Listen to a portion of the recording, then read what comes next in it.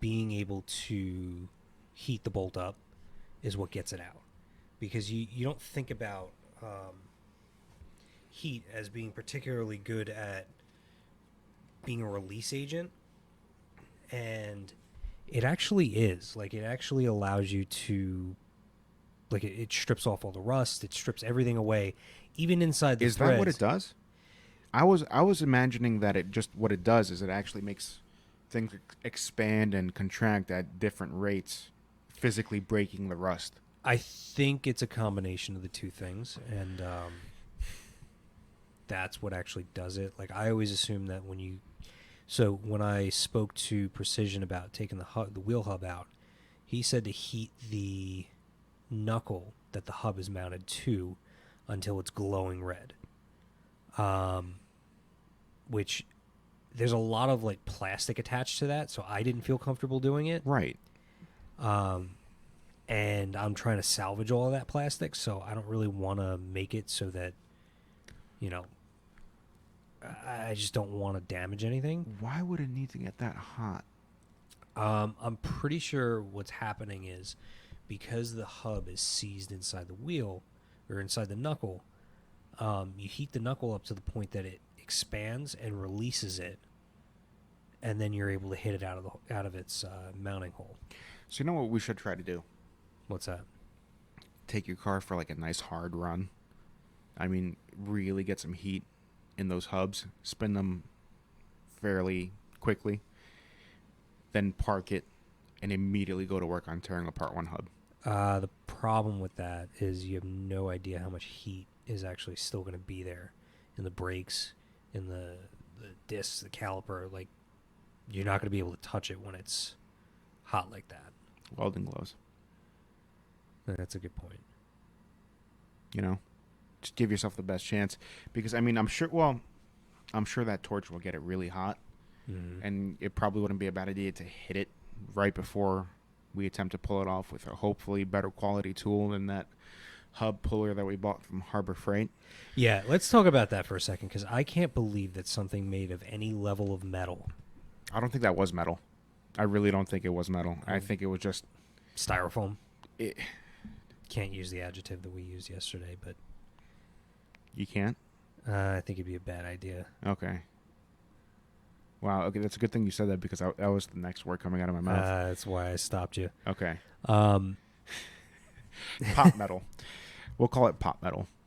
Yeah, it was no good. No good. Trash. The first one seized. I don't understand why. I'm pretty sure what happened with the first one is that what we ended up doing was You think we melted it with the impact? something like that. I think that we probably internally cross-threaded it, and that it didn't end up well. And the larger of the hub pullers, the second I breathed on it with a breaker bar. I breathed on it. I barely had any tension. It broke in hilarious fashion. In the most dramatic way, just sending pieces of it flying all over the place. Yeah, it is what it is. Anyway, so what do you think about what's going on in Seattle right now? Totally change the subject. Well, that's a hell of a pivot. I know. That's a hell of a pivot, going from that cheap Chinese hub puller to Seattle. Well, it's done now, isn't it? Is it? I'm pretty sure they demolished it. They went in. I mean, because they had, go figure, in a cop-free zone, the little Utopia lasted about 2 seconds before it turned full Lord of the Flies, and people started shooting each other. Yeah, I'm actually surprised at how long it lasted. It lasted a solid 2 weeks. Well, I mean, 2 weeks is a long time. What do you mean? What are you surprised about? I'm surprised that it didn't go Lord of the Flies in like a day or two. It did. They had a warlord. They had like this. But did he like immediately surface? I don't know. Well, you know what? So I hesitate to call this guy a warlord, because I saw. I think he classified. I could be wrong about this, but I remember seeing an article where he classified himself as the warlord of Chop. Interesting. That's got a pretty negative connotation to it. Warlord. Yeah, I mean, the article that I was reading could have been total bullshit. I didn't fact check it. Right. But Yeah, the article said that he was the self-proclaimed warlord of CHOP. Interesting. I mean, I don't know. Do you know who Hotep Jesus is? No. So he's this. The only reason I know of him is because he was on Joe Rogan way back when, like a year ago, and he doesn't sound like the most unreasonable character. And from what little I know of him, he seems to be very distrusting of media. There's a pretty good reason to be distrusting in the media. Right. You go back I think 2016 was probably the first time that I was like, holy shit. They're all lying to you. They're all lying to you. There's not a single every single media outlet is lying to you. Right. And it's really, really frightening. So speaking of media lying, did you see that that couple in Missouri? You'll know what I'm talking about. It was a man in a pink shirt with an AR-15 and his wife waving around a pistol. Yeah. Did you see any news about that? I haven't seen any news about it. I've seen the memes. I've seen like they were defending their property. So let me just because I looked into it a little bit. Sure. And I actually had a friend who looked into it even more for me. The way they went ahead and framed this on CNN, MSNBC, ABC. I think I hadn't seen Fox cover at all, but the way they framed it was just this crazy couple that came outside their house and started threatening protesters.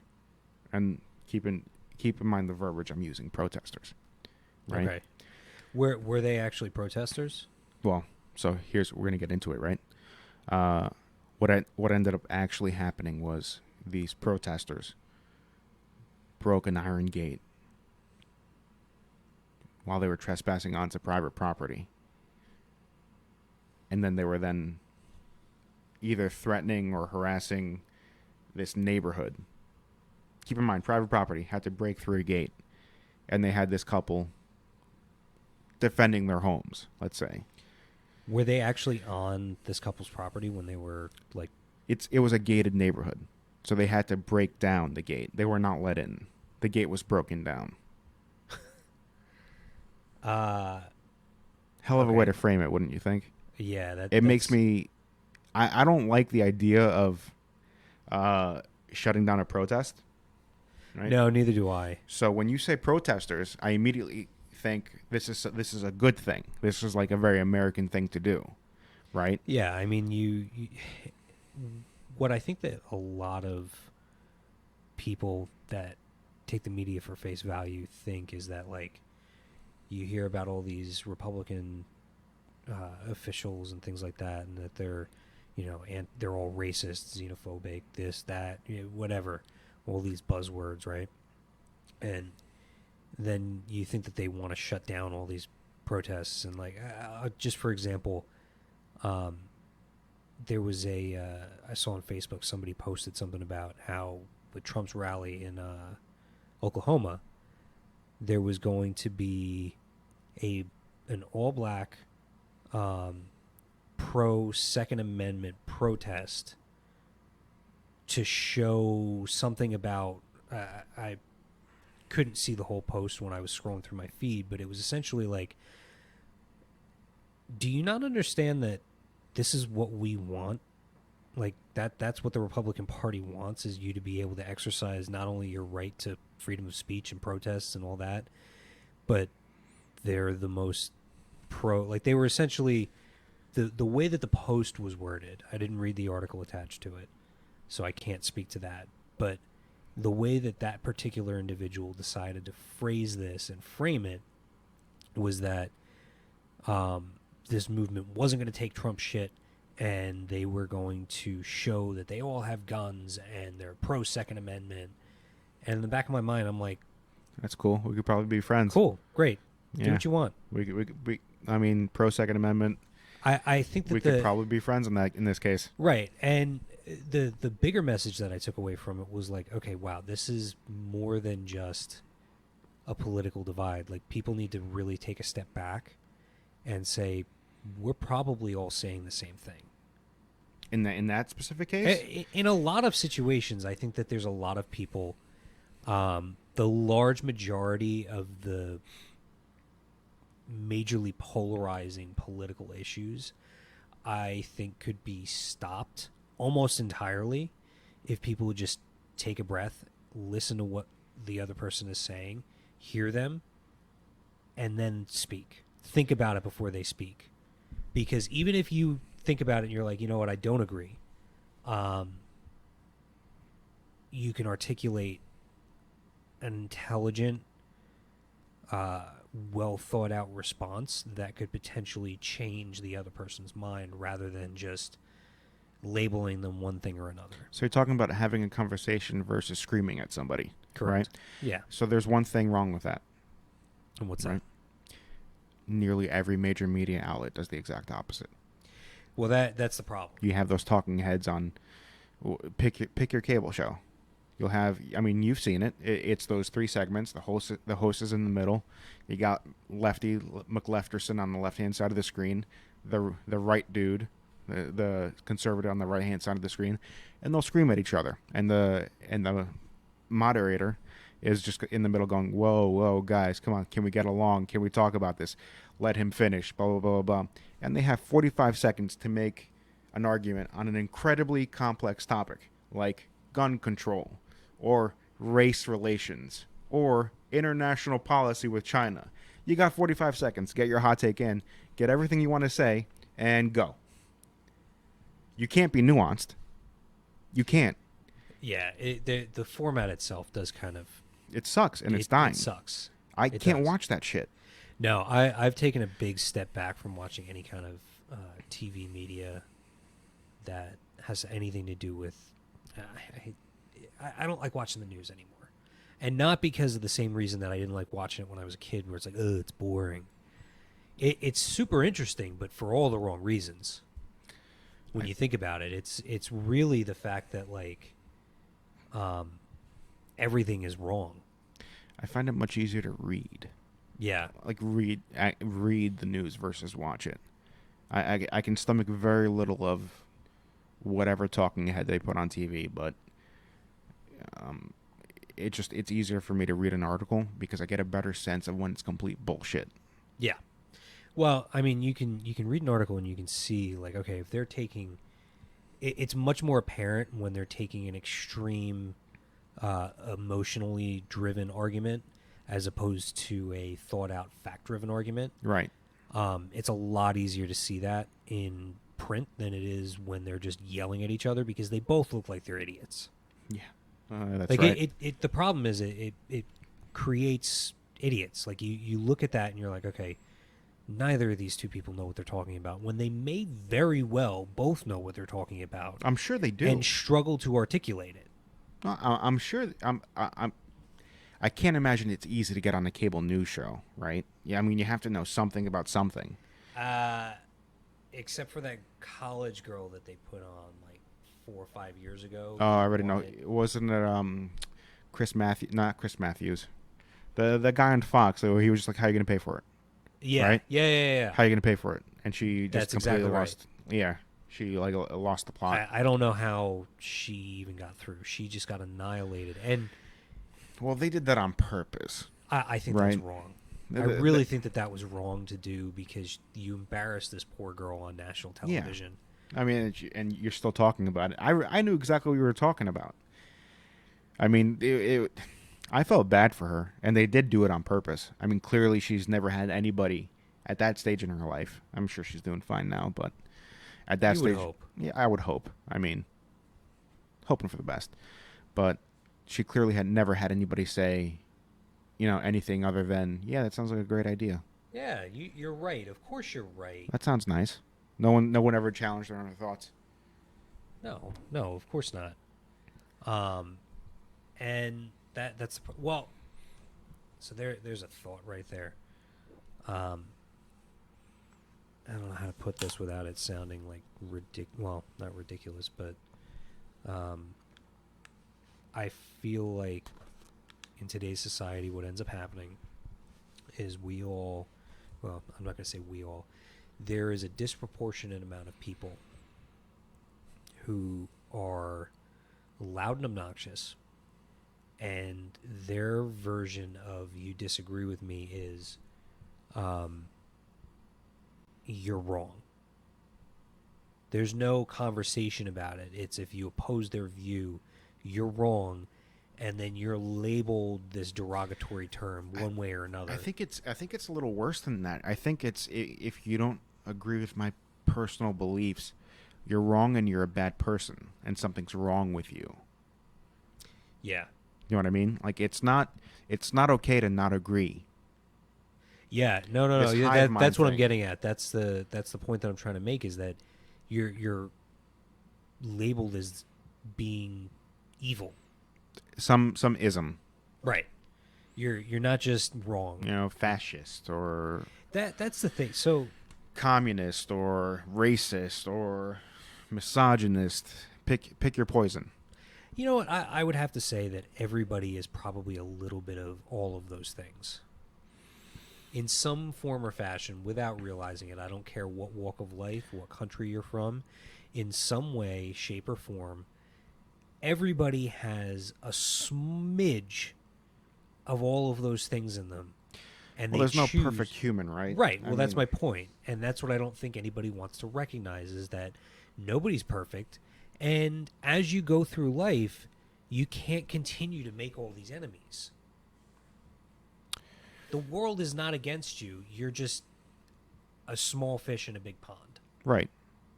Yeah. I mean, so here's the thing. We just talked. We covered, like, what I say: racist, misogynist, fascist, communist. Think of all the bad words you could say in today's politics, right? I think they also lost their meaning. Right. Oh, for sure.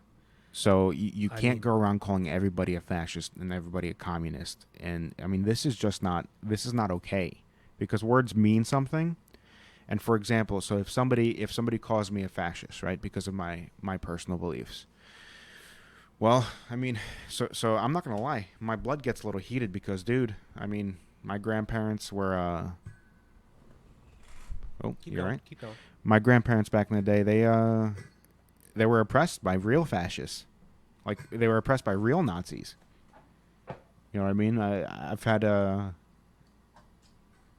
some family history with what those things actually are, and it's really odd to see it thrown around so nonchalantly. I mean, it shouldn't be the case, and it bothers me how people have lost the true meaning behind these words. Like, everything can't be racist. Everything can't be misogynist. Everybody can't be this horrible dictator. It doesn't work this way. Well, I mean, that's not the answer to everything. No, you're absolutely right. I couldn't agree more. I mean, when people think about, people call you a communist or a fascist, like, I mean, that's like left and right, right? Everybody from a conservative viewpoint, if you don't fall in line with the GOP position, you're a commie. If you don't fall in line with the Democratic Party, you're a fascist. It just seems like it is what it is. Yeah, I mean, but the problem that I have with it, and I think that you agree with this, is that when you classify everybody the other side as that, you kind of take the meaning away from what happened in history, and you forget about history. Like, let's not forget that the real fascist and communist and, like, did we forget World War II? Like, what actually happened? Yeah, no, I mean, that's what gets me a little heated about it. Like those were real, really evil people. Well, dude, I struggle to even find the words for it. When I was at Rutgers, I took a was it like a gender study? I took some gender studies course for shits and giggles, mostly, right? Because I was an asshole, and I like to be contrarian, and I like to play devil's advocate, even if I agree with you. I enjoy a little contentious conversation. I don't know if you've noticed about me in the decade you've known me. Well, that was the loudest cough I've ever heard in my life. Sorry for that. Anybody that was listening with headphones, I apologize. You don't say. Right, right. You know, it's pretty easy to get you wound up. Not even wound up. I just enjoy having. I enjoy debating. I enjoy conversation. Right. It's something a lot of people don't do anymore because we're always texting each other. Right? Yeah. I've spoken to a few people that like they tell me I'm a terrible texter, and then man, so am I. Well, the problem with that is that if I see a text message, what ends up happening is I'll look at the text message. And if I'm most of the time I'm doing something, probably video games, but that's neither here nor there. And what'll end up happening is I'll see the text message. I will try to make like a little earmark in my mind, and say, okay, I got to get back to this later. Right. And I'll go back to what I was doing, and I'll forget about it. Yeah, I do that all the time. And then when I see it, I pick up the phone and I call. And everybody's like, what's wrong? Is everything okay? Yeah. Are you okay? You call. What are you calling for? Why are you calling me right now? I prefer a phone call over text messaging easily. I mean, it's easily my preferred way of communicating. You lose so much through a text, man. Yeah. It's so hard to be a sarcastic prick without being mean through a text. You know? That's kind of the problem that I have. Yeah. So you'll just be an asshole over text message, which is, I mean, if you did the same thing over the phone, it'd be like, haha, fucking asshole. Well, I mean, that's the other thing. It's tough to walk that line of sarcasm and just being mean in the world today. Well, luckily our friend group, we don't really have that issue. That's a good point. I mean, that is a good point. We're all fairly thick-skinned individuals. We say horrible things to one another. Yeah, I mean, I would be concerned if I wasn't being made fun of within our group of friends. Yeah, well, then you'd you'd think something's wrong. You said you took a class on gender studies, right? Right. So that's what I was working into. Well, before you do that, I just want to point out that there is a difference. Like the fact that we're generally a group of guys. Mm-hmm. And most male relationships involve some form of like mocking. Like it's just a sort of like a bravado, like it's almost, just how almost men like bond. Yeah, right? That's exactly. We talk shit, and we mean nothing personal, but like your brother and I, right? Yeah. I've known your brother for as long as I've known you. I can't remember the last nice thing I've said to him. I can't remember if he's ever said a nice thing to me. I mean, in fairness, yeah, actually, watching you guys play Madden is a perfect example of that. Like, you're ready to kill each other. Right. You would think that, like, the world is coming apart. And we will be brutal to one another. I'll threaten to chase him with a piece of cheese. That could kill him. That could kill him. The idea... I'm picturing him running around the house, and you. I'm pretty sure I've done it as well, American dude. Cheese. Like I'm pretty sure I've done it. Like, I mean, it's just for those that your brother has a horrible or horrible allergies that could legitimately kill him. Either way, I mean, it's just like that's how it is. That's how. I mean, we just say horrible things to one another, and it. I don't think I've never taken it personally. Like I've never. No, it's just assume that you're, if you're talking that, it's no big deal. Right. I mean, Average husband, two chubby white guys with beards. Finally, something new. Yeah, it is what it is. What do you want, man? that actually made me chuckle. That's pretty good. I like that. What's going on, dude? Two chubby white guys with beers. Wow, are we like the new sitcom? Is that what it is? Like in the podcast there's a story space? in there. Dude, I'm telling you, in the podcast space, this is two chubby white guys with beards. I mean, check it out. Dude. For slaying chicks. That's your brother. That would be your brother's axe. For slaying chicks. For slaying chicks. I don't know if you're familiar with video games. It's actually not a bong. So for anybody that's listening and doesn't have the visual, that's actually a hookah. One of our good friends Yeah. One of our good friends is actually a glass blower. Um, no, it's not a sex thing.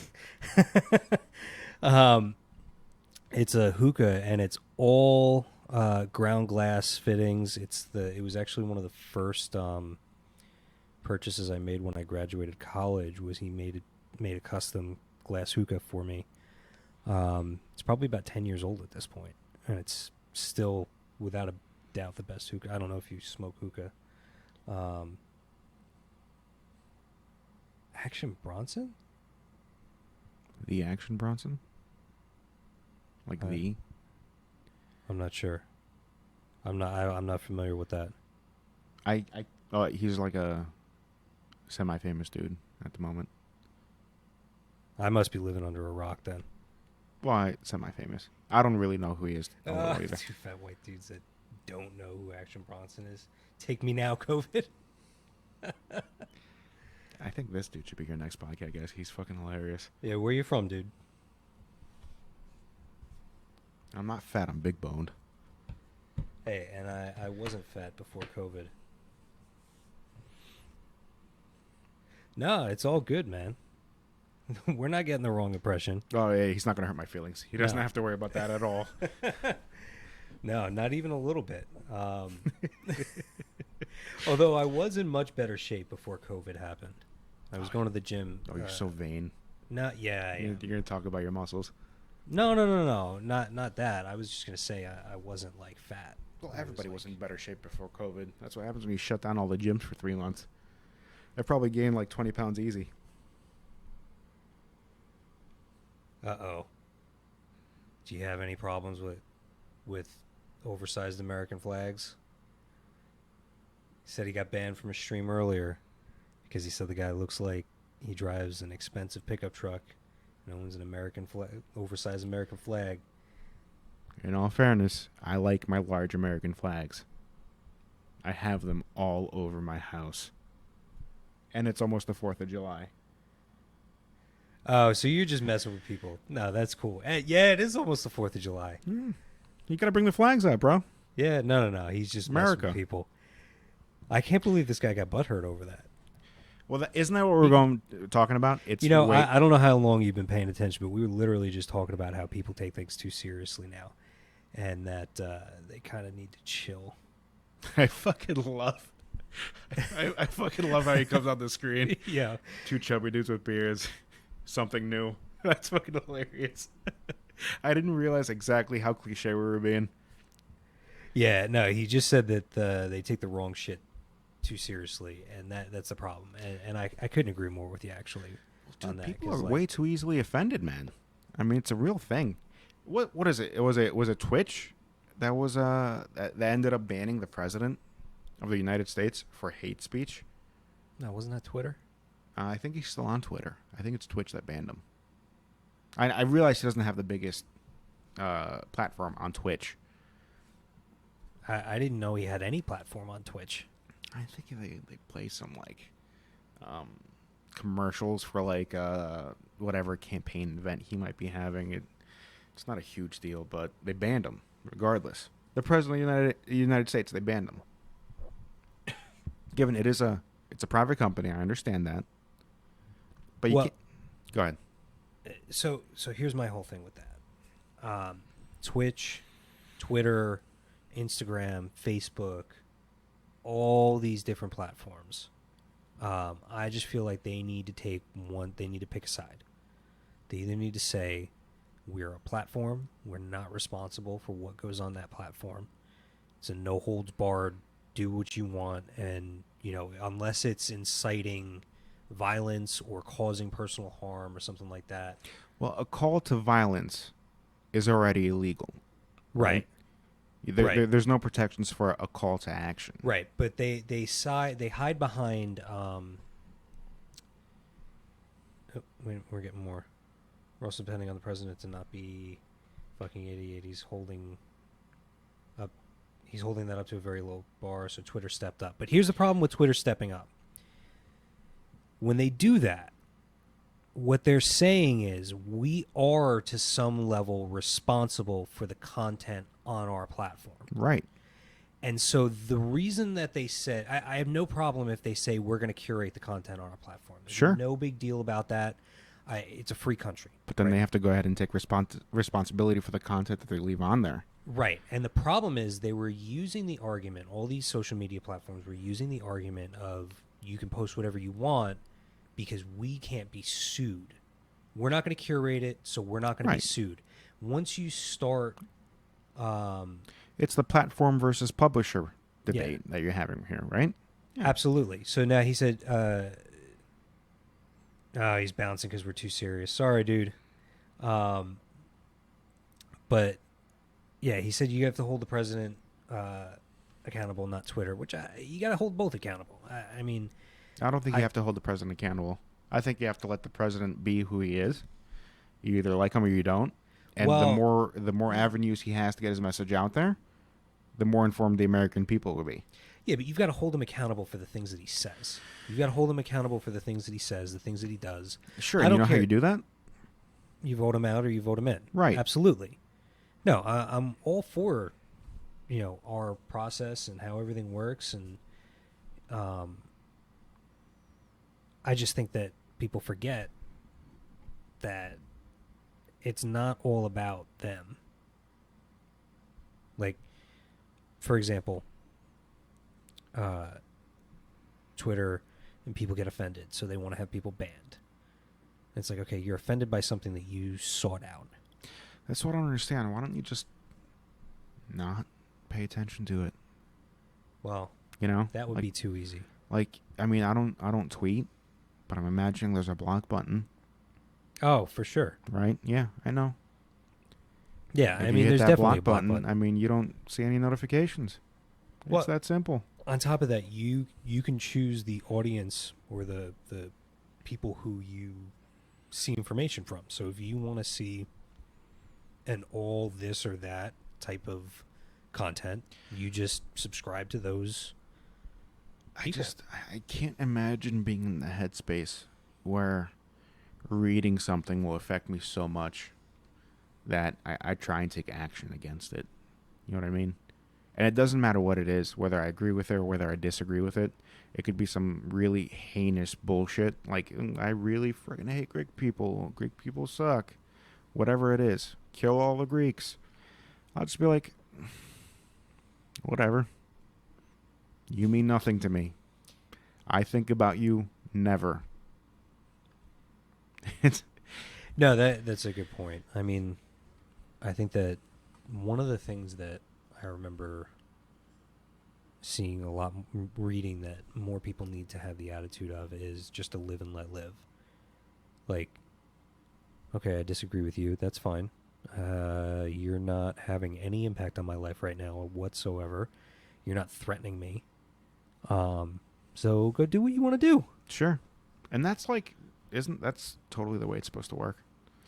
Well, in theory, yeah, it's supposed to work that way, but it doesn't always. Because people. Fucking people, man. People. What happened? Yeah, where did we go know. so wrong? It's rough. I mean... So anyway, we were talking about how Twitter and the call to violence, like... I really, like I said, I don't have a problem with them saying, like, okay, we're going to start policing the people that are on there, and you're going to be held accountable to what you say on our platform. That's fine. But if something happens and I get injured, or if, like, I'm offended, theoretically, I could sue. Absolutely. Because I'm offended. Yeah, because they become a publisher at that point. Exactly. And you're liable for the things that you publish. You're responsible for libel. So if someone on that platform slanders me, or libels me? Libel. But what would the verb of that be? Libels? I don't know. Anyway, if someone is talking derogatorily about me, slander. Yeah, but slander is spoken. So if they're writing it, it's libel. But I mean, didn't you see Spider-Man? Dude, I don't get my legal jargon from a Marvel movie. No, but that's the way that I remember it. Okay, fair enough. Fair enough. He's like, slander is spoken, libel is print. Right. Okay. My mistake. I'm sorry. Yeah, you should be.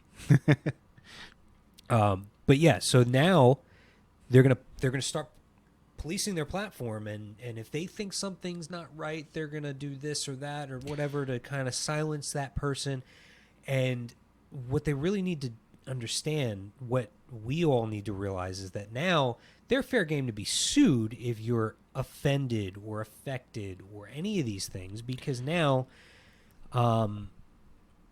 you can't say whatever you want online. It's not free speech anymore. So here's what scares me, right? And it's a legitimate fear, I think. You see, we can all agree, Silicon Valley and all the big tech companies, they have a left-leaning bias, right? The Googles, the Microsofts, yeah. Facebook, Twitter, Instagram, whatever platform you want, it's got a left-leaning bias. And they've been pretty aggressive in the past, specifically 2016, and once again now in 2020, they're getting more. They're ramping up the aggression on silencing and censoring political rhetoric that they don't agree with, right? And so that typically means they're going to silence the right.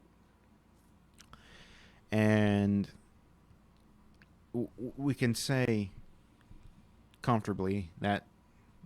Let's say 40%, 35 to 40% of this country identifies as Republican, right?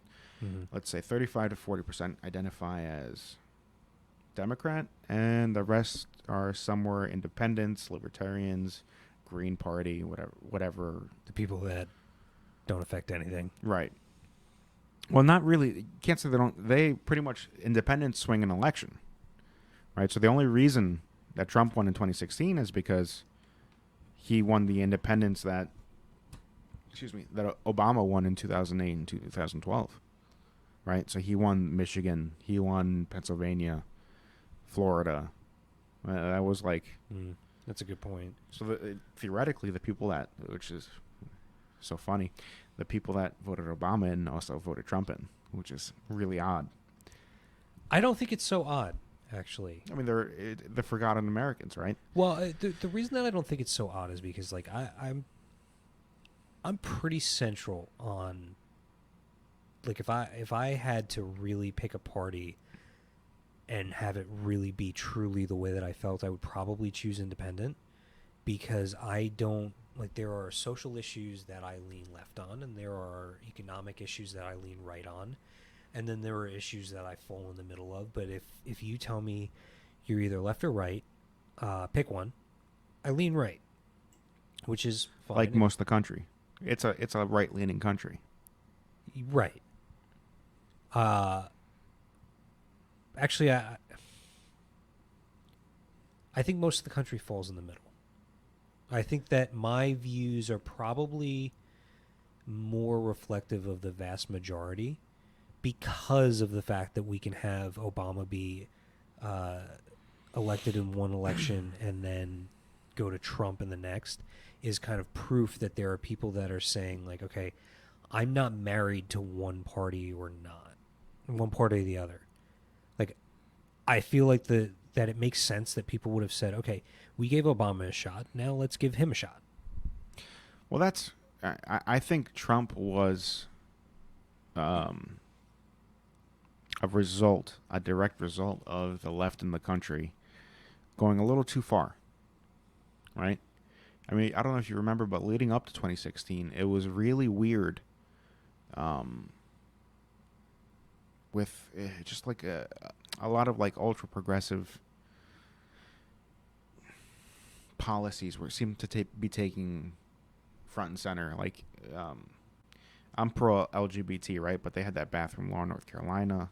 What bathroom law? They allowed men, if they identified as women without like proof of a surgery or some shit like that, use female restrooms. Yeah, that's dangerous. That's just like I don't know if it's dangerous. I think it is. I think that it is, because if you get someone who doesn't have to prove that they identify or they've had a surgery or have a history of anything, you can get a pedophile, or you can get a rapist, or someone who has less than noble intentions, using that law to their advantage to essentially skirt the system. Right. And I think that it's dangerous to do that. I think that rolling something like that out it isn't as well thought out as they would like it to be, and it's a problem. Same as you, I'm all for, whatever you are, whoever you are, however you feel, whatever you want to do, as long as you're not causing anybody harm, then you should go do it if it makes you happy.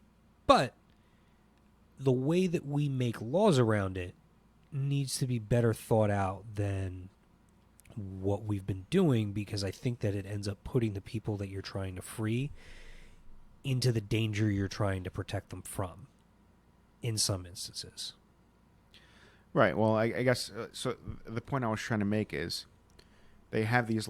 It seemed like it shifted rather hard left towards the end of Obama's second term, and Trump was just a reaction. It was like the majority of the country didn't like swinging too far to the left, a little too much too soon. They just moved in the other direction. Course correct in the opposite direction. And they course corrected hard. They could have had milquetoast Jeb Bush. Come on. Nobody I thought he was going to win.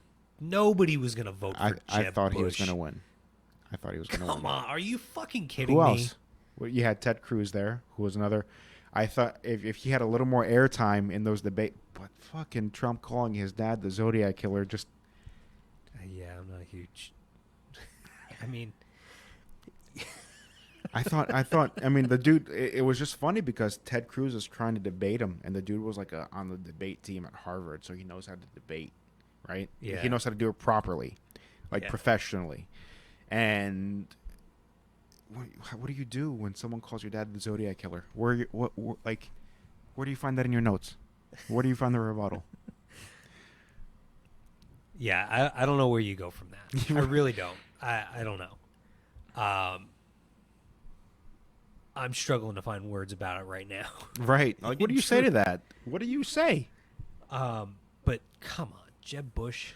I honestly thought he was going to win. I thought it was going to be between Jeb Bush and Hillary Clinton. No. I'm talking on the Republican side. I thought it was going to be Jeb, or I thought it was going to be Marco Rubio. I could see that. Because they're just like middle of the road, If you look up Republican, boom, it was either a Bush with a name recognition or Marco Rubio, who they were going to use his like Latin American heritage to be like, hey, we're not racist at all. See, not the old Republicans, the new guys. Well, hold on a second. You say the old Republicans, like every Republican in the past was racist.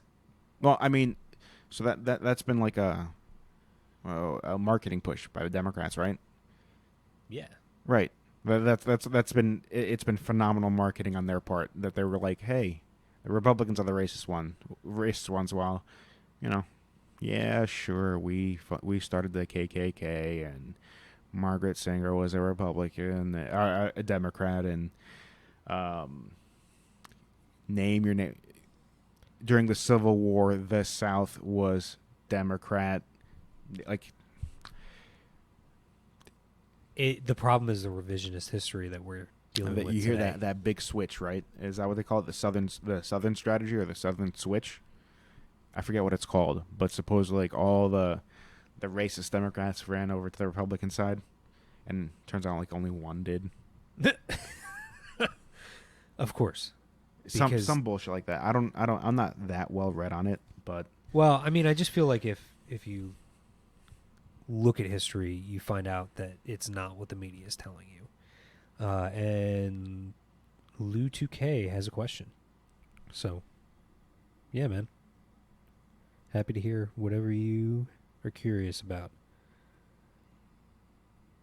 It's gonna be another fat joke. Well, I can feel it. That'd be hilarious. If I can feel it. That would really be hilarious if he's like, another two fat white guys with beards. That was a good one. I think he left already. Maybe I didn't get to him in time. That's all right. I'm sorry, dude. Oopsies. Oh well. If he comes back, we'll address him. We'll take care of him. Get his question in. You're like stroking the microphone there. What are you doing? I don't know. Oh, I was just mindlessly keeping my hands busy. Is that a personal problem of yours? Listen, we don't want to have this conversation while we're looking into each other's eyes. That's a good point. Anyway. Anyway, yeah, I don't know, man. I think that we'd also probably be able to solve a lot of the problems that we're dealing with now if everybody was able to listen to each other. Like, I think about the pandemic that we're dealing with, and, excuse me, and you think about how differently each state's opening up, how everything's going on, and how they're blaming, oh, well, the Republican states are surging now because they opened up too quickly. Well, what about California? I don't like how this has turned into a left versus right issue. I know. That's my point. Yeah, I don't like... It's not a left versus right issue. No. I feel like everybody should be Team America on this one. Fuck yeah. You know? I mean, we should probably all just be pulling for the same thing. Like, let's... yeah, you would think. I mean... Figure out, let's stop politicizing the statistics and the data. You know? Stop using it as a weapon for whatever you'd like to use it as a weapon for. And, I mean, get to the real truth. This shouldn't be like hey, Donald Trump said use Lysol in your veins. And Nancy Pelosi said, come to Chinatown. It's totally safe. And, you know, it shouldn't be a fucking left versus right thing. I think it's disgusting. It sucks. No, I couldn't agree with you more because, like, you're talking about people's safety, people's livelihoods, and you should fucking put the bullshit aside and find out what it is. This new novel coronavirus. Find out exactly what it is. Is it that 3 to 5% death rate killer that we thought coming out of China? Or is it that 0.09% mortality rate that we're currently seeing? What is it, 0.00925? It's really low. Something like that? Yeah, it's really low. So what is it? Well, I think it's both. I think that in a country that is underdeveloped like China, well, not that they're underdeveloped, but they don't have great health care. I don't think you can say that. I can say that from the perspective of they tried to cover it up and they tried to make it look like other things before. I mean, it's a fact that they waited, 2 months before they told us anything about it, before they announced that there was this outbreak? Well, hold on. You don't know, right? So you don't know when it escaped from their lab. I mean, I don't know. True. Maybe China does know that it escaped in November and they didn't say shit till January. Maybe they do know that. But I guess the official story, and I only say that because China doesn't acknowledge the fact that it clearly escaped from one of their labs, is that it escaped from one of their labs. Now, whether intentionally or unintentionally, I guess that's up for debate. I mean, I would really believe either. I would believe that it escaped intentionally because they were trying to create some sort of global pandemic to control the world. For what? I mean, I only ask, and I only mean to push back a little bit because I hear people say that. But how do they gain? I don't understand where they gain from that. I mean, sure, chaos is a ladder, right? 100%. And they've used this to strengthen their position in the South China Sea, sure. They've used this pandemic to go ahead and bolster positions against their neighbors. They've been harassing the Philippines. And you're making my argument for me. Right. But what have they lost? They've lost a lot of confidence in the world. Oh, for sure. The United States woke up simultaneously. But at the same time, I feel like in a situation like that, a leader or a country or an organization that would do something like that would release a virus that is intended to kill, if they did that would release a virus that's intended to kill millions and millions of people, I don't think they're thinking big picture in the way that a rational, sane human being would typically be thinking. And they're looking at it as, what's the cost? Oh, millions of human lives? Humans are expendable as long as I get what I want. See, I think you're wrong on that because I think everything China does, they think about 40 years down the line. Because almost all...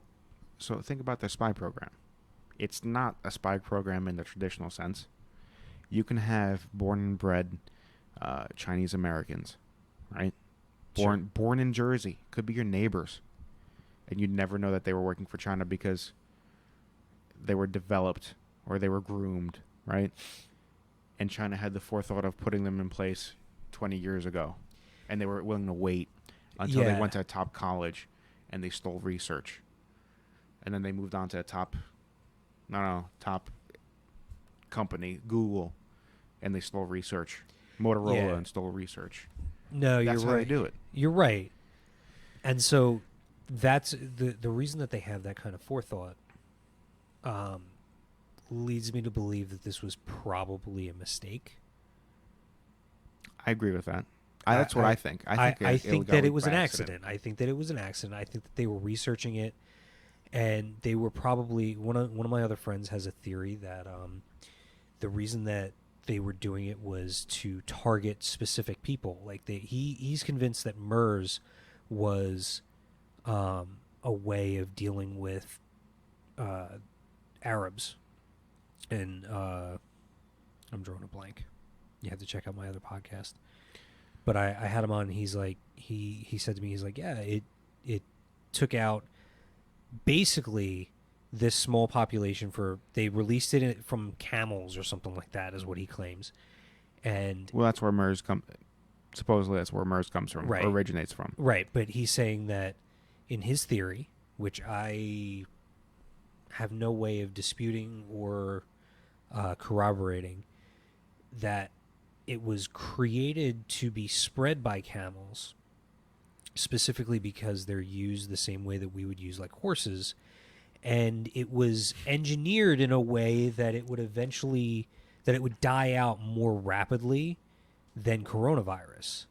So his theory with coronavirus is that it's essentially an early stage or like a failed version of something along the lines of MERS that would allow them to do population control, or like if you need to assassinate someone, for example. How do you assassinate someone how do you assassinate a global leader without creating pandemonium? They die of a virus. But here's the thing. It's a really shitty way of doing that. Agreed. Like, I mean, not shitty in like... not my theory. Okay. Not my theory. It makes sense. Whether it's a shitty way of doing it, whether it's a great way of doing it is debatable. I mean, if you're talking about coronavirus, it's one of those things where you have to be in close contact. You don't have to be, but if you're just going to get coronavirus from being in the vicinity of somebody, it'd have to be something like this, where we're sitting next to each other for a long period of time. Yeah. That's how you get it. Short of me taking my hand, rubbing on the inside of your mouth, and rubbing my eye. Yeah, basically. The thing is, though, like, so here's why I think that it was definitely... It had to have been something that they were researching as some sort of biological warfare, in my opinion. And their protocols probably got breached in some way, shape, or form, and it escaped. It's too coincidental that the Wuhan... So I don't think... the lab. The Wuhan the Chinese CDC had a level 4 lab in Wuhan, right? Right. The chances of that, in my mind, are infinitesimal, that it would leak from... So here's the thing. Or it would originate in that area and not leak from that lab. So it did, right? It's almost like consensus now that it did leak from that lab. I don't necessarily think it's a bioweapon, though. Just because the international science community, from what I'm told, works pretty closely with one another, right? Okay. Even with a country with a strained relationship, such as U.S. and China right now, they do work closely together in order to research these diseases. And but what's the purpose of the research at that point? So they work closely together. So they're trying to predict the next pandemic, is what they're trying to do. Unfortunately, they were a little bit slow. Right. Well, here's the thing, right? So this bat-borne coronavirus. I'm not a doctor. I'm not a scientist. Yeah, I'm an idiot. That's the other thing, is that I recognize that I have no medical degree. I have no medical training. You're a walking ape. is what you Yeah, are. basically. Right? I mean, I know that. No I know offense. that my no, I no, as no, well it am is what it is. Right. I mean, my qualifications are slim to none, and I'm going based on the dots that I'm imagining. You're going based off of what you've read, and just as I'm going based off of what I've read, because I'm no doctor as well. And so the only reason I'm saying that I don't think this is a bioweapon is because it's really bad at killing people. It's only killing people that were already at death's door. It seems that it's only killing people that were already right there. What if that was the point? What if the whole Oh, point you mean like it's a way to get out of Social Security? I've heard of that as well. I wasn't going to say Social Security, but like I know that there are people that feel like the world is overpopulated and this and that, and how do you get rid of people?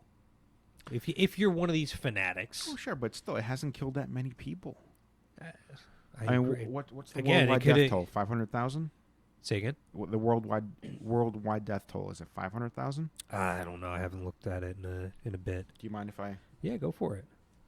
If I had a way of pulling it up and displaying it on screen, I would probably do it, or probably already have looked it up for you, so you wouldn't have to. Oh, just give me one moment.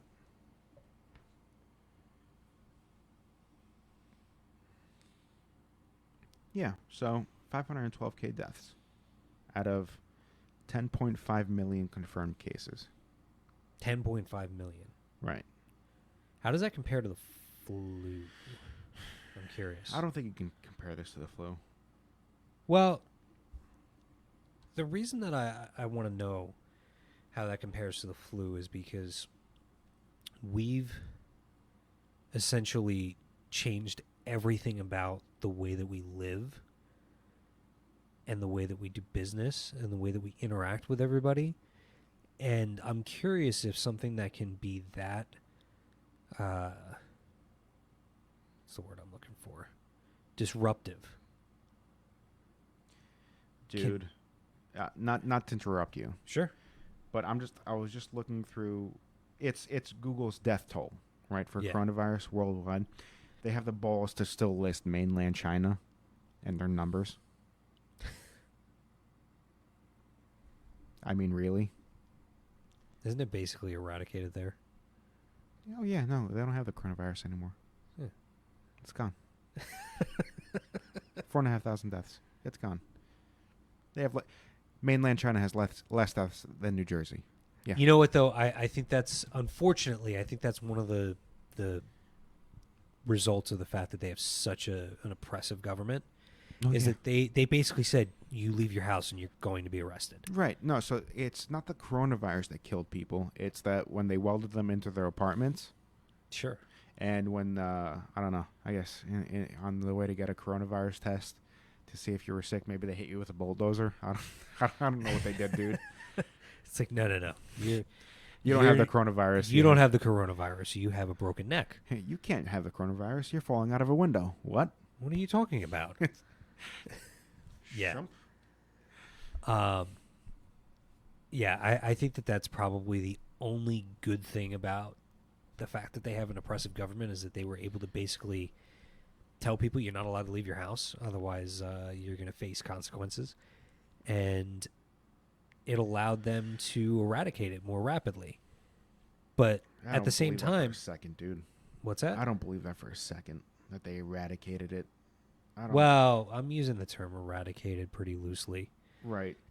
I mean, let's be real. They went back to normal way quicker than we are.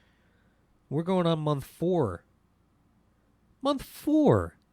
And I can't sit down in a restaurant inside and eat. I can't go to the movies. I can't go to the gym. What I'm most pissed off about, I was waiting for the goddamn Top Gun sequel for the better part of 5 years. Ooh. That's a great point. This hurts. And the new Bond movie. Fuck the new Bond movie. Come on. What are you talking about? Daniel Craig is the greatest James Bond. Yeah, he's a good James Bond. But he's not he's not a good James Bond. He is the best James Bond there's ever been. Okay, what makes you feel so strongly about that? All the other Bond movies are complete and utter shit. I will admit there was a period of time where they were pretty goddamn hokey. I mean, beyond Sean Connery, who was probably my number 2, they all sucked. You thought Pierce Brosnan sucked? I think he was hilarious as James Bond. He was hilarious. Well, yeah. Dad bod as James Bond. Yeah. That's what it was. Yeah, but like you look at Sean Connery and granted it was a different time. It was the 60s, bro. He was fucking ripped for the 60s. That's a good point. He's jacked for the 60s. Daniel Craig looks like he can kill people. Yeah. I mean, he looks like an assassin. If I pictured an assassin, I would picture like fucking Daniel Craig. Yeah, but like I feel like a lot with the James Bond movies, like in general, I'm not disputing that he's one of the better James Bonds. The best. I'm not disputing any of that. I'm just saying that like James Bond movies in general are pretty fucking hokey. I don't care how. We're about to fight. Yeah, it's all right. We're about to fight. But I do agree with you on Top Gun. I do. I was very much looking forward to that, and I saw it on. I saw the Super Bowl trailer. No. I saw the original Top Gun was on TV the other day. Oh man, and I was watching when I'll it. Stop and I'll. That's part of my pre 4th of July, July 3rd. I watched Top Gun. I watched The Patriot. To get me pumped up for July 4th. Not that I need to be any more pumped up, but those are two of the movies that it's tradition. Do you have red, white, and blue hand lotion too? Listen, I don't need the hand lotion, but I do have the red, white, and blue Oreos. Okay.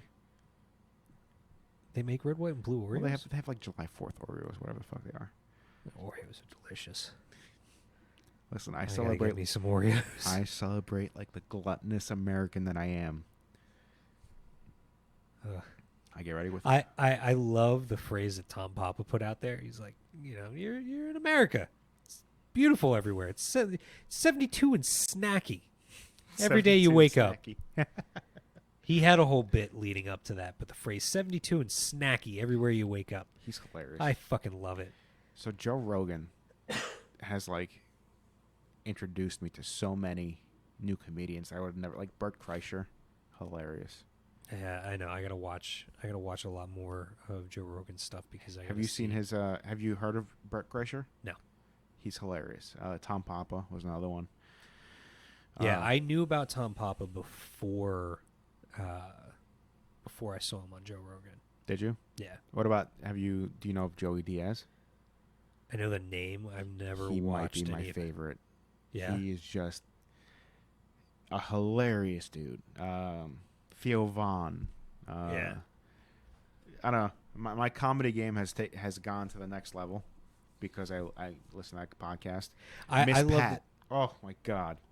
I gotta check that out. I just love that Tom Papa's YouTube channel is Getting Baked with Tom Papa. He's baking bread. Yeah, it's not what you think. He's actually baking bread. Yeah, I fucking love it. And his bit where he's talking about, he's like, there's people that don't eat bread anymore. They don't eat bread. They don't eat bread. I'm just like, oh God, you're bringing me back to when I was on keto, and I feel exactly what you're saying. I wasn't eating bread, and I was saying to myself, I don't eat bread. I could never do that. It was. It's just, especially like, so you come from an Italian family. I come from a Greek family. We both have great sauces. Yeah. You can't leave that sauce behind. You can't do it. Yeah, no. Even sauce aside, I just like bread. Yeah. Most of the time for dessert, I don't need dessert. I'll just eat bread and butter. I don't care. There's so many dishes you can make with bread. So many dishes you can make with bread. Bread pudding. Not a fan of bread pudding. Shut up. Really? I don't like the like soppiness of it. Also not a fan of rice pudding. All right. I don't like when you get bread wet and soggy. That's where I have a problem. I don't like soggy bread. That's say it again? I don't like soggy bread. Right. That's an odd sentence. Why? I don't know. It sounds weird. Soggy bread. Yeah, I understand. Is that not what bread pudding is? It's soggy bread. It's not soggy bread. It's soggy bread with stuff on top of it, right, or mixed into it. I'm going to need you to calm down a little bit over here because you're getting way too worked up over bread pudding, which is delicious, by the way. Throw a little cinnamon on there, a little whipped cream. If you don't like it, go fuck yourself. I can't help you. Give it a shot. Oh. Speaking of food, you know what I tried recently? What's that? Again, there's one place that I've ever tried this, and I actually liked it.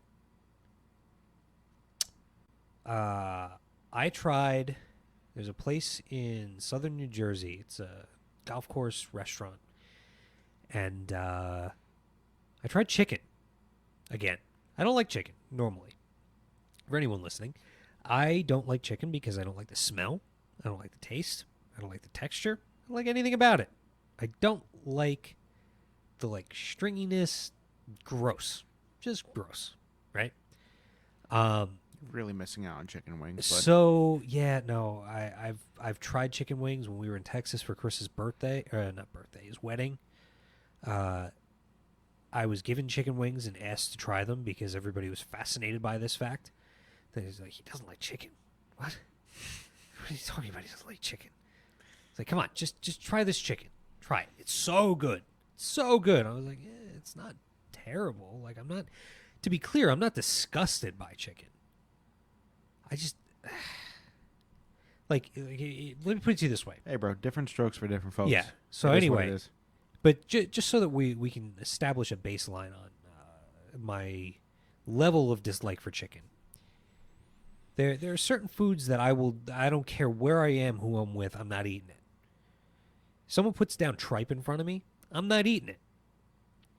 If I go out to dinner and let's say I go over to someone's house and I don't really know their family that well, they just so happen to be putting chicken down, I'll eat it. I won't love it, but I'll eat it. Because I'm not going to be rude. I don't. You're not a 13-year-old girl, is what you're saying, right? Like, I don't eat chicken. If they put down tripe in front of me, I'm not eating it. Right. That's a food that I draw the line on. Anyway, so we were there, and I had a piece of chicken put in front of me, and I was like, I'll give it a shot. I'm not going to say I would order this chicken, but I didn't hate it. Okay. This is the Texas chicken or the No. chicken? This is the New Jersey, covered in some sort of sauce. I don't know what the fuck it was. So what it was is you didn't hate the sauce. Well, here's the thing. I tell everybody, if you can take chicken and make it not taste like chicken and not have the texture of chicken, I'll eat it. I won't eat, turkey on Thanksgiving because I don't like the taste, and it's got the same texture as chicken. I love me some turkey bacon, and turkey jerky is amazing. I'm not a huge fan of deli turkey just because it's weird and slimy. That's because it's all processed. Yeah, it's not really turkey. Right. But yeah, I don't really care for poultry too much, and what's interesting about that too is that in certain situations, pork falls into that category. Poultry? Well, pork you don't like. I don't like pork when it have you ever had pork that's kind of chickeny? It's got the same texture. It's sort of got the same taste. It looks sort of the same. Like if you didn't know it was pork, you'd be like, "What is this?" Yeah, I know what you're talking about. When pork falls into that category, I don't like it either. Okay, so really, it's a texture thing with you. It's a texture and a smell, and I mean, smell is flavor. So, it's an all around kind of thing. Not a huge fan of stuff that has that. Hey, at least you stay consistent. And I really want to like it. I really do. I really want to like chicken because I think it would make my life a lot easier. Yeah, if you're not adverse to probably the most dominant choice for food on a daily basis, yeah, probably would make your life a little easier. Yeah, I mean it would. Right. And I wish that I did like it because it would make things easier. But I don't. For most people, if you ask them what's for dinner, it's like meat, chicken, or fish. So you're taking 1/3 out right off the bat. Yeah. So yeah, it would make life a little easier. Probably. Just a tad. Let's hit the pause button for 1 second because I need to use the restroom. That works because I have to piss like a motherfucker too. We're still live though. Sweet. So how does this work?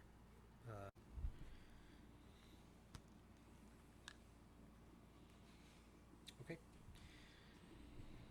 Live again? Oh yeah. And let me actually turn off the AC so that we can. Your mic's even picking that up? Is yours? No. I'm pretty sure mine is. Either way, I'd prefer to have it off. Sure. Just because I don't like to hear it. And that's why we got the little... Nest?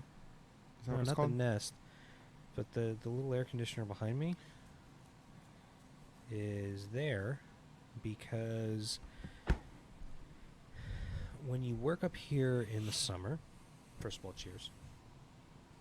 Thank you for the drink. Of course.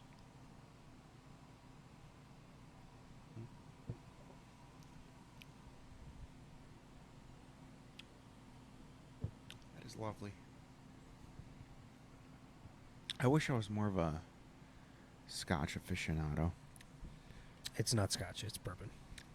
See what I mean? Can't even taste the difference. Really, I try and stick to the basics, which is brown drink is yummy. I don't go too far beyond that. Well, I mean, you are familiar that there's different ways that things are made, right? And that's why it is what it is and stuff like that. See, I am very familiar with that. That's how they get the different names. The only thing is, I've noticed I don't want to say I don't care. It just doesn't really interest me that much. So, I mean... But yet you're interested in all this other stuff. What do you mean? Cars, guns. Yeah, well, I mean... I feel like stuff like that is... I don't think it's a package deal. Kinda. I mean, manly stuff. No? Well, I also like to read books and watch movies that make me cry. Really? Yeah. Why do you want to make yourself cry? I just like emotional movies. Marley and Me? Oh, my God. That one? That's a tearjerker. Finding Dory? Tearjerker. Yeah. A little bit of a tearjerker. She could speak whale.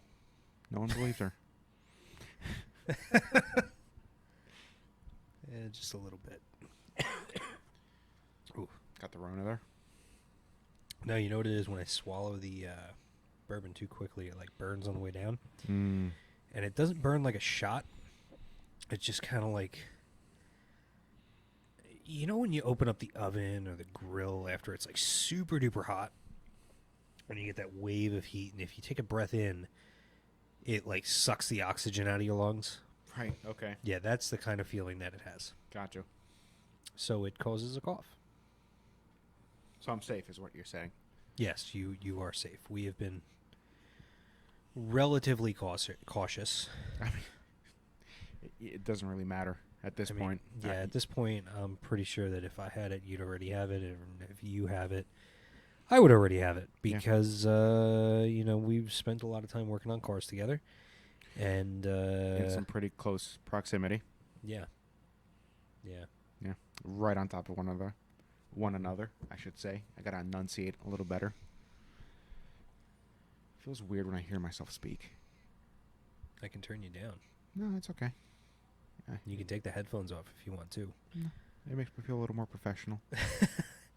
You like the headphones? I do. Yeah. I do. It's cool. It's fun. Yeah, so anyway, the way that you make different whiskeys, because they're all whiskey, just so you know. Bourbon, Scotch, rye, they're all a version of whiskey. It's in the way that they're, like, for example, bourbon has to be made in Kentucky, has to be distilled in Kentucky. Scotch comes from Scotland or Ireland. Ireland. Yikes. Second cup right there. Second glass. Actually, it's my first. Yeah. It's like the second sip.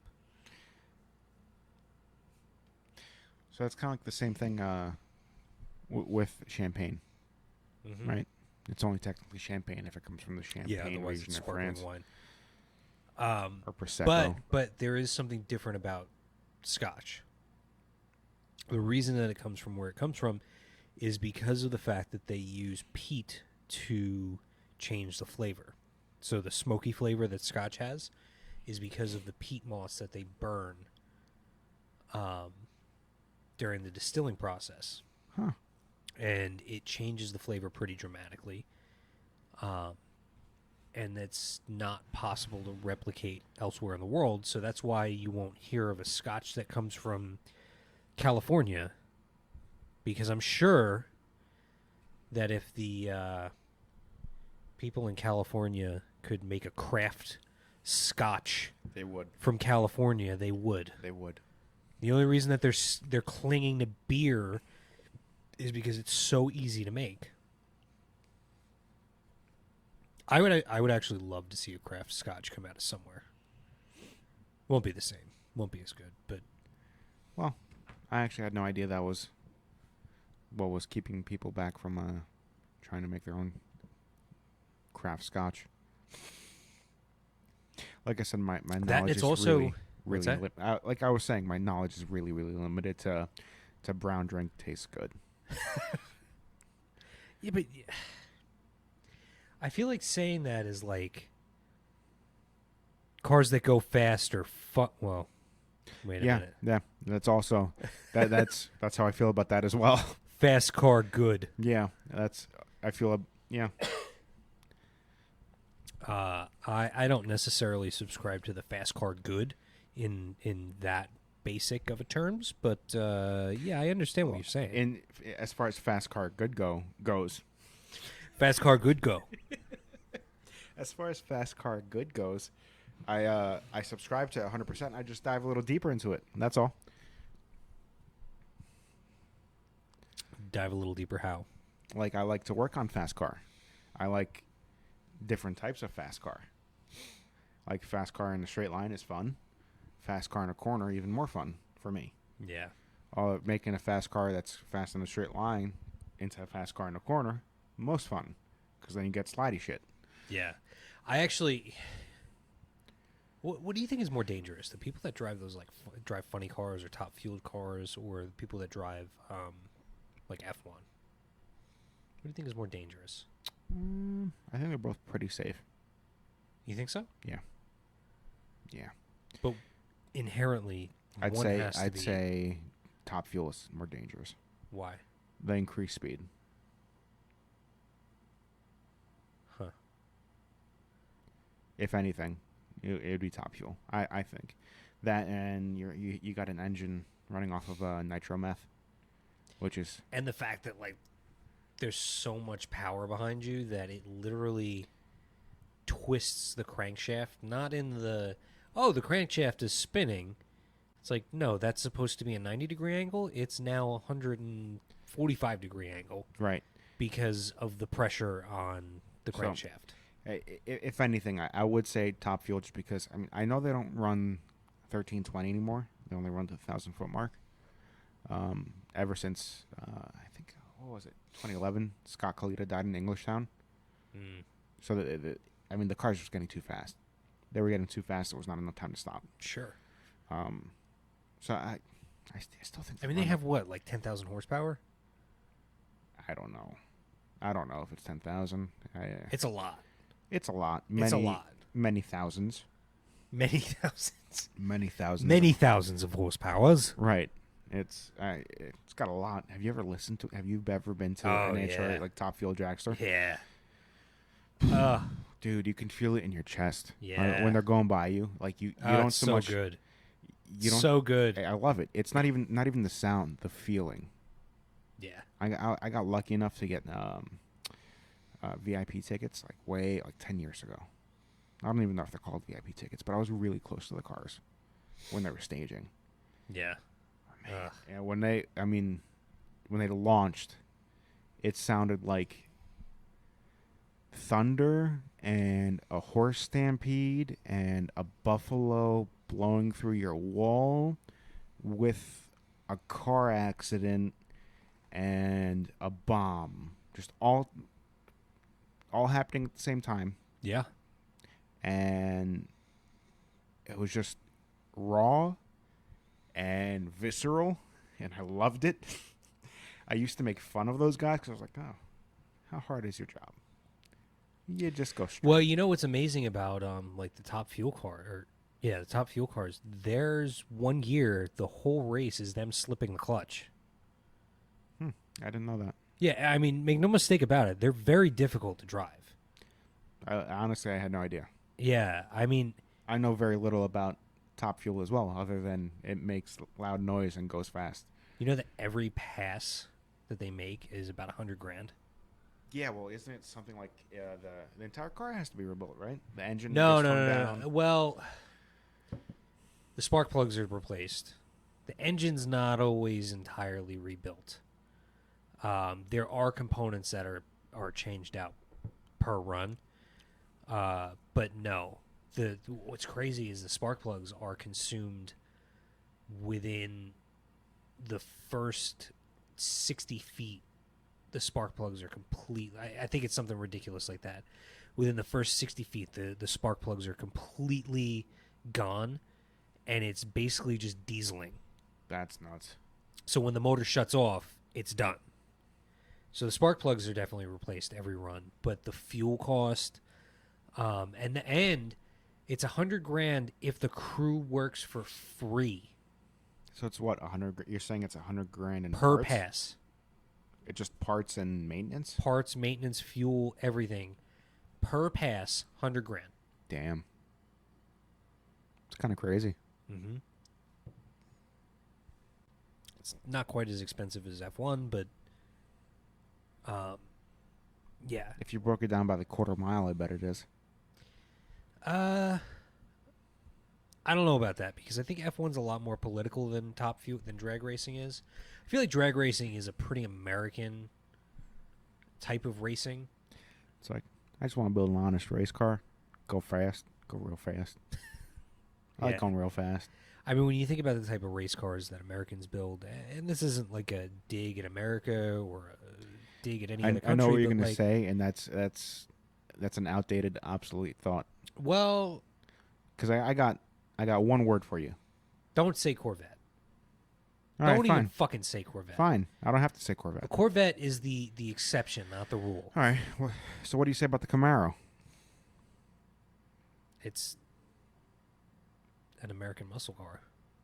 That handles better than nearly everything else Germany has to offer. I don't know, man. The last time you've had more recent exposure to the Camaro than I have, but like the last time I drove one of the newer Camaros, it loved to slide. It liked to go in a straight line. Maybe, maybe, but this is also a very package specific thing. Like their 1LE package is I'm not talking. Yeah. I'm not saying that Americans can't. I'm saying that the vast majority of American manufacturers choose to build straight line race cars. Sure. Because what do you have in America? Huge, straight roads. My God, imagine what it would cost to run like a 7-liter V8 in Europe when they have to pay $8 a gallon or whatever it is.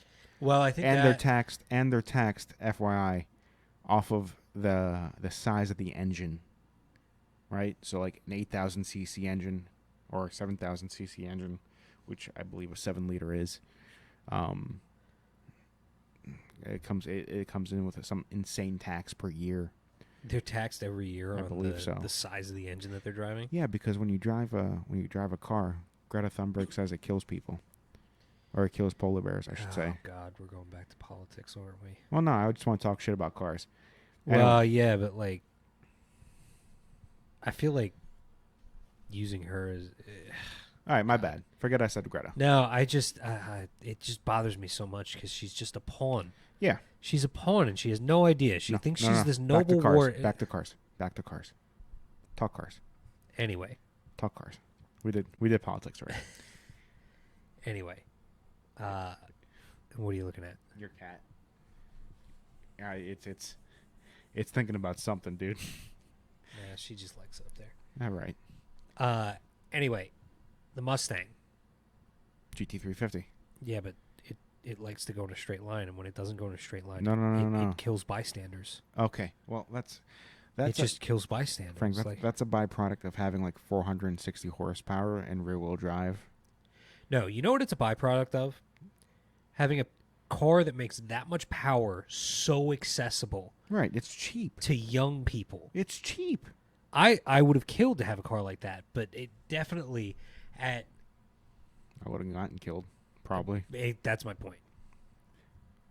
I mean, we're talking about cars now. Actually, speaking of cars that have that much power that are accessible to like dumb kids, think about how many GTOs Chris totaled. Only 2, right? 2 if you don't include the one that he had to sell because it jumped timing. I believe that. Do you believe how? Yes. While it was parked? Well, you can't jump timing while you're parked. Well, I guess when you allegedly, he left the car in gear. Somebody rear-ended him in the parking lot, and that, because the car was in gear, allegedly that caused it to jump timing. Maybe. I find that very difficult to believe. Maybe. I don't know. It's possible. It's certainly possible. The only reason I say this, because I've been in the car with him in one of his GTOs, where he hit a pothole, and he sheared bolts on his drivetrain, on his drive shaft, I should say. A pothole did that. That was actually a known issue, though. Was it? Yeah. Okay. It wasn't just. There was a recall on the last one that he had. He later found out that there was a recall on all of the drive shaft bolts that mate to the differential because they tend to shear. So there was some sort of defect in the steel that was being, or whatever metal was used. There was a defect in it from the factory, and they would shear very easily. Huh. That wasn't really. I mean, none of it. Well, most of it wasn't his fault. Well, all I know is, I mean, we hit a massive pothole up, right off the turnpike in the Meadowlands. I mean, if you're from Jersey, you know how shitty that pavement can be, and he hit it in a lowered car that had no suspension travel, going like 70 miles an hour, with. I don't know. It felt like a car accident because trim felt like I had his what do you call it? His glove box just on the floor on my feet. No, not opened. It fell off. Yeah. The door fell like just onto my feet. That's hilarious. His center console popped open. I think his what was it? It was the sunshade. What do you call those things? Visor? The visor. That fell off. It just. That car wasn't really very well made. No, it wasn't, but. Fun car to drive. Regardless, it was a huge hit in order to shear drive shaft bolts. Well, I don't know how huge of a hit it has to be if there's a defect in the steel. If it's a known issue and like it's something that happens pretty regularly to people that don't do anything. Yeah, I guess bound so. to happen in a car that's driven hard. I guess so. That was a cool car, though. I enjoyed it. Yeah. I probably enjoyed it a little too much. I think I bought him 2 sets of tires. Yeah. Oops. Oh, well. But, I don't know. I kind of, I'm partial. I love and I appreciate big V8s. But I'm partial to smaller engines that make a lot of power, too, with forced induction. I really am. I don't know why. I like the nonlinear feel. I like the way they sound. I gotcha. especially like boxer engines. Couldn't Granted, I tell. have one right now, so I'm biased. Right. But 4-cylinder turbocharged can sound like real good cars or really mean cars. Yeah. Your car sounds really mean without a muffler. Well, I'm talking about inline 4. Oh. Yeah, I agree with that. You don't right now. I can see it in your eyes. No, I do. I do. Like an old Ford Escort. Naturally aspirated inline 4-cylinder. I think sounds amazing. Or like a turbocharged inline 4 with like an open downpipe Mm, where you can hear the turbo spooling. I mean, yeah, I guess so. That's more of generic turbo sound to me. Because every turbocharged 4-cylinder sounds the same, or close. Not the same. It sounds close. Think my GTI with no muffler. Right. So when you were pretty much venting off the turbo, yeah, it sounded like a big turbo Supra. Yeah. Right. But was it even remotely drivable on a daily basis? That car? Yeah. I When you had literally no exhaust system on it. Yeah. I drove it every day. I'm saying when it was broken and it had no exhaust. Could you do that for the long term at 30?